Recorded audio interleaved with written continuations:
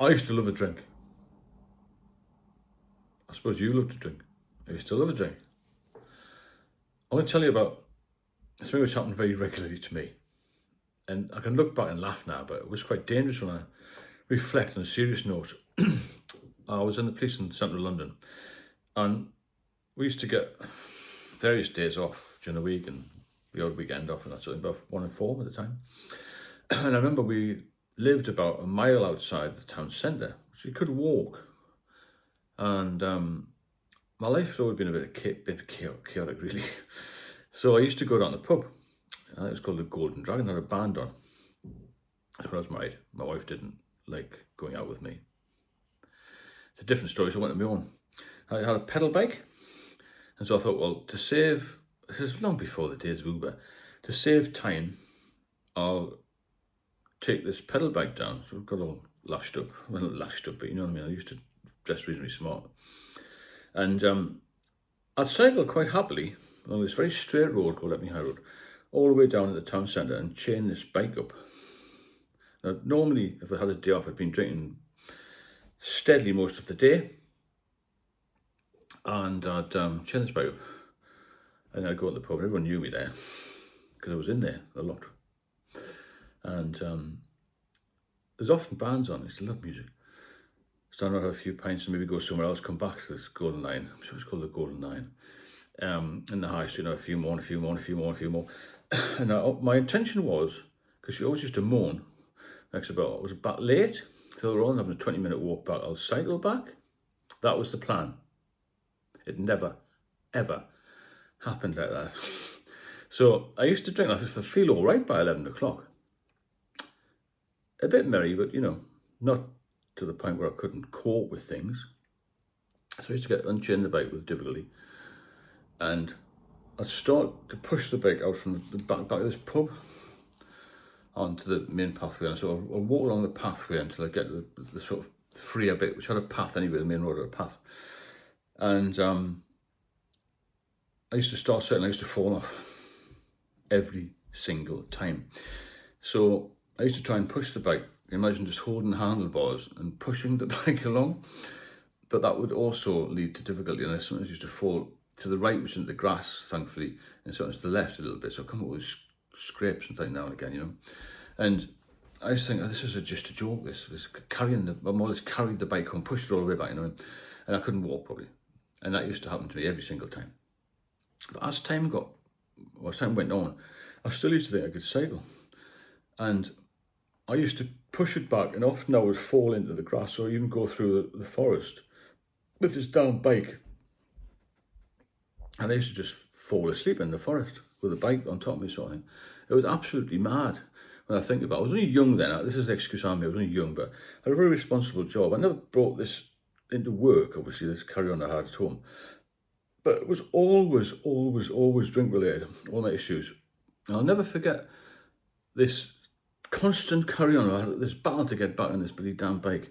The problem is, with alcohol with me, I loved it so much, I was obsessed with it, you see. And I couldn't leave it alone. So once I started, I couldn't stop. It's as simple as that. And we had these rest days, that's what they're called, rest days. You're supposed to recuperate from your shift work and all the stress of the job and so. Whenever I had a rest day, I used to just go on a drink. So I never got any real rest, to be honest with you. So every rest day was a drinking day. And this caught up with me, it catches up with everybody. And then you start to feel rough the next day. And sometimes even on my day off, I would just like, I better have a can just to get myself sorted out. And then I start drinking again. And you become a functional alcoholic in the end, don't you? And then, obviously after that, after I became, I got a bit older, didn't I? And then retired, and then I was single, and then it's all bets were off really. Then I started to drink a bit more, got more into difficulty with it, and then forget about the bike. I would hardly walk in the end. I was getting taxis to the pub, getting beer delivered. And it takes you down very quickly, Once you get addicted to it, because I mentioned the 5 stages the other night of getting into alcoholism, it always takes me back to how bad I was and how I didn't really seek any help. I just thought I could go along with that. I thought all these hangovers and withdrawals and falling over, that was just part of life. When I see people now who are in the state I was, probably less worse, to be honest with you, I think, how can they function like that? We do it because we want to be able to go to the pub. We don't want to lose this social life. We don't want to lose this thing we have, this obsession with being part of the crowd. I'm sure that's a lot to do with it. We don't want to be the odd one out who doesn't drink. And once you get over that and you become confident in yourself, you can beat this. Only you can do it though, and you have to be very focused on that. But you can imagine the picture of me cycling down quite happily, and on the way back, wobbling around with this poxy bike. And it used to take me longer to get home. And from that would start all the domestic problems and stuff. So it's a one bad decision that you make by even going to the pub. Why I didn't just stay in for a couple of nights, I just don't know. But then again, it's the draw, isn't it? A bit of music, a bit of a social life, a bit of, part of the game. It's something I did from a very young age. And it's normalised, isn't it? It was very normalised to do that. And waking up in the forest and the scrapes I got into with alcohol was absolutely incredible.